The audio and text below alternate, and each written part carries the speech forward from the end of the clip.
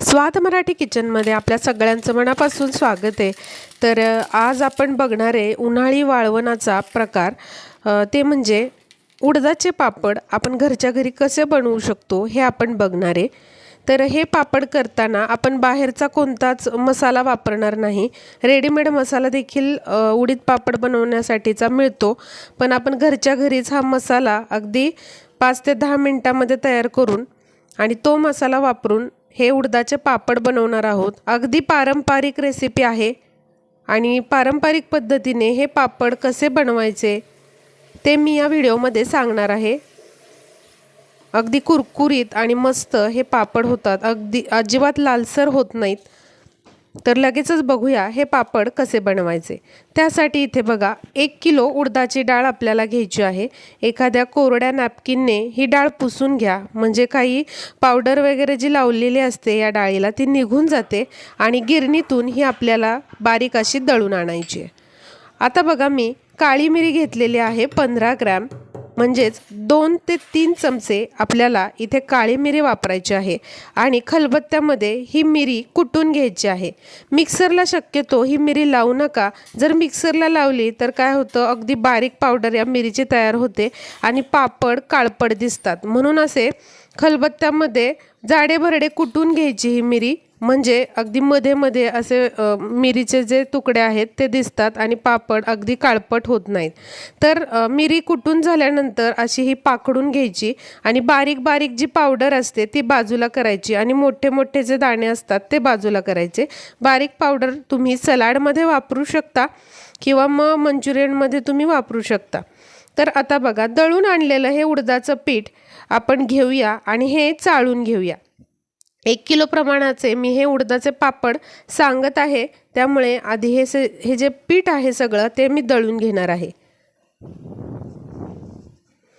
आता हे असं दळून घेतल्यानंतर आपल्याला पुढचं जे सगळे जिन्नस आहेत ते सगळे टाकायचे आहेत।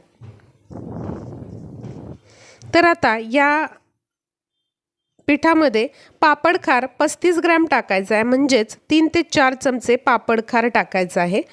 त्याचबरोबर हिंग 10 ग्रॅम टाकायचा आहे, म्हणजेच 2 चमचे हिंग वापरायचं आहे। आणि आपल्याला इथे मीठ वापरायचे 30 ग्रॅम, म्हणजेच 2 चमचे। पापड खारमध्ये पण मीठ असतं, त्यामुळे मीठ थोडंसं कमी वापरलं तरी चालेल। आता यामध्ये कुटून घेतलेली ही काळी मिरी जी आहे ती टाकायची आहे। त्याची बारीक पावडर वापरायची नाही, तर असे जाडे भरडे जे मिरीचे दाणे आहेत ते टाकायचे। बारीक पावडर तुम्ही सलाडमध्ये किंवा मंचुरियन करत असताना वापरू शकता।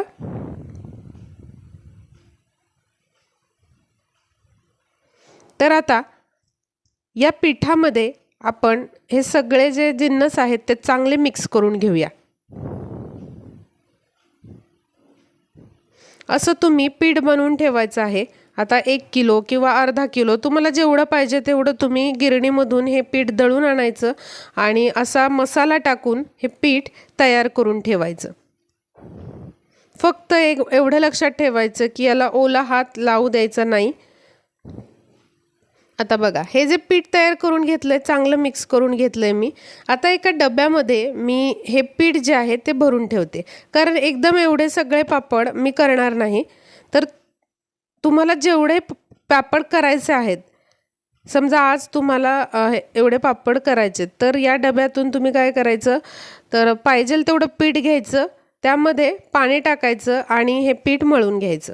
बाकीचं जे पीठ आहे तुम्ही हवाबंद डब्यामध्ये ठेवू शकता आणि तुम्हाला पाहिजे तेव्हा थोडं थोडं पीठ काढून असं तुम्ही पापड करू शकता। आता पीठ मळताना याच्यामध्ये 1 चमचा तेल टाकायचं आणि हे तेल जे आहे ते सगळ्या पिठाला असं चोळून घ्यायचं। तेल हे थंडच पाहिजे, गरम वगैरे करून घ्यायचं नाही। आता यामध्ये अगदी अर्धा चमचा हळद टाकायची। हळद टाकणं ऑप्शनल आहे, पापड थोडेसे पिवळसर दिसण्यासाठी आपण हे टाकणार आहोत। तुम्हाला हळद टाकायची नसेल तर तुम्ही नाही टाकली तरी चालेल। आता थोडं थोडं पाणी टाकून या पिठाचा आपण गोळा मळून घेऊया। उडदाचे पापड करत असताना लक्षात ठेवायचं, खूप जास्त पाणी टाकून हे पीठ अगदी पातळ करायचं नाही, तर अगदी अंदाजाने थोडंसंच पाणी टाकायचं आणि याचा घट्टसर गोळा मळून घ्यायचा. म्हणजे जेव्हा आपण पुरी करतो तर पुरीच्या पिठापेक्षा थोडंसं घट्टसर आपल्याला हे पीठ मळून घ्यायचं आहे. सैलसर अजिबात मळून घ्यायचं नाही. तर बघा, पिठाचा गोळा असा मी मळून घेतला आहे. थोडंसं तेल हातावर घ्यायचं आणि पुन्हा हा गोळा जो आहे तो चांगला आपण असा मळून घेऊया. अजिबात आपल्याला सैलसर ठेवायचं नाही आहे, घट्टसरच पीठ ठेवायचं आहे. तर छान असा घट्टसर गोळा मळून झाला आहे. आता एक पॉलिथिनची पिशवी घ्यायची आणि त्यामध्ये हा पिठाचा गोळा आपल्याला 4 तास मुरण्यासाठी ठेवून द्यायचा आहे. अगदी तुम्ही रात्री हे पीठ मळून ठेवलं आणि रात्रभर असं मुरवत ठेवलं आणि सकाळी पापड केले तरी चालेल. तर 4 तास झालेले आहेत बघा. एका डब्यामध्ये हे ठेवून द्यायचं मुरवण्यासाठी. पीठ चांगलं मुरलेलं आहे. आता आपण हे काढून घेऊया.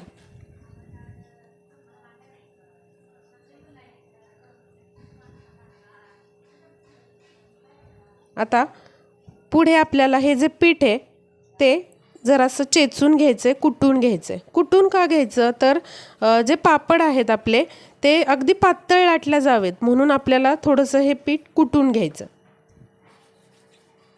तर इथे जो वरवंटा आहे आणि खलबत्ता आहे त्याला देखील मी तेल लावून घेते. खूप पण तेल लावू नका, नाहीतर जे पापड आहेत त्यांना तेलाचा खूप वास येतो. आणि हे जे पीठ आहे आपण कुटून घेऊया.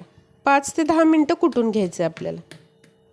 कारण मी हे जे पीठ आहे ते खूप जास्त पण घट्ट केलं नव्हतं, अगदी मीडियम ठेवलेलं. त्यामुळे खूप जास्त कुटण्याची पण गरज नाही आपल्याला. फक्त 5 ते 10 मिनटं मी हे कुटून घेणार आहे. कुटल्यामुळे हे जे पापड आहेत ते छान पातळसर आपल्याला लाटता येतात आणि छान कुरकुरीत पापड होतात. तर असं कुटून घेतलेलं आहे बघा पीठ. चॅनलला जर अजून तुम्ही सबस्क्राईब केलं नसेल तर स्वाद मराठी किचनला लगेच सबस्क्राईब करा. म्हणजे अशा छान छान रेसिपीज ज्या आहेत त्या तुम्हाला लगेच कळतील, त्याचं नोटिफिकेशन तुम्हाला येईल. आणि सबस्क्राईब केल्यानंतर तिथे ऑल नोटिफिकेशन ऑन करा, म्हणजे आपल्या रेसिपीजचे नोटिफिकेशन लगेच येतील तुम्हाला आणि तुम्ही या रेसिपीज मिस करणार नाही, लगेच तुम्हाला पाहायला मिळतील त्या. तर बघा, अशा पद्धतीने हे कुटून झालेलं आहे आणि छान असा मऊसर हा गोळा झालेला आहे. आता आपण याच्या लाट्या करून घेऊया.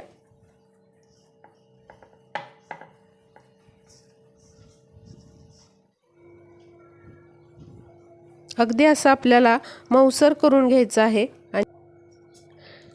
आता आपण याच्या लाट्या करून घेऊया. तर असा धागा वापरायचा आहे लाट्या करून घ्यायला. बघा, अशा पद्धतीने पटकन या लाट्या होतात. तुम्ही सुरी देखील वापरू शकता, पण सुरीने छोट्या मोठ्या लाट्या होऊ शकतात. त्यामुळे असा धागा वापरला तर अगदी सारख्या आकाराच्या लाट्या होतात. पूर्णपणे आपण पारंपरिक पद्धत दाखवतोय ही पापड करण्याची. तर आता ह्या ज्या लाट्या आहेत त्या करून घेतल्यात. आता त्याला तेल लावून घ्यायचं, म्हणजे त्या एकमेकांना ना चिकटत नाहीत. आणि या लाट्या आपल्याला एका डब्यामध्ये ठेवून द्यायच्या आहेत, म्हणजे या अगदीच कोरड्या देखील पडत नाहीत. अशा लाट्या करून तुम्ही पाहिजे तेव्हा पापड लाटू शकता. तर अशा हवाबंद डब्यामध्ये तुम्ही ठेवू शकता, म्हणजे ह्या लाट्या कोरड्या पडणार नाहीत. आता आपण एक एक लाटी घेऊया आणि याचे पापड लाटून घेऊया. तुम्हाला हवे तसे छोटे मोठे पापड तुम्ही लाटून घेऊ शकता. तर पापड लाटत असताना थोडंसं उडदाचंच पीठ घ्यायचं आणि तेच पीठ लावून इथे पापड लाटायचे. दुसरं कोणतंच पीठ घेऊ नका, गव्हाचं मैद्याचं.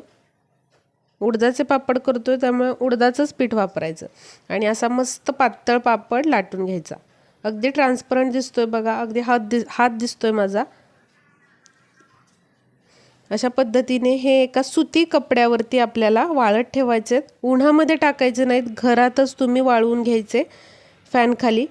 कारण उन्हात जर हे पापड डायरेक्ट टाकले तर ते वाकडे तिकडे होतात, म्हणून घरातच असे सुती कपड्यावरती वाळवून घ्यायचे ते, आणि कापडाला कुठेच अशी वळी पडली नाही पाहिजे, कारण वळी पडलेलं कापड असेल आणि त्याच्यावर तुम्ही पापड टाकले तर ते वाकडे तिकडे होतात.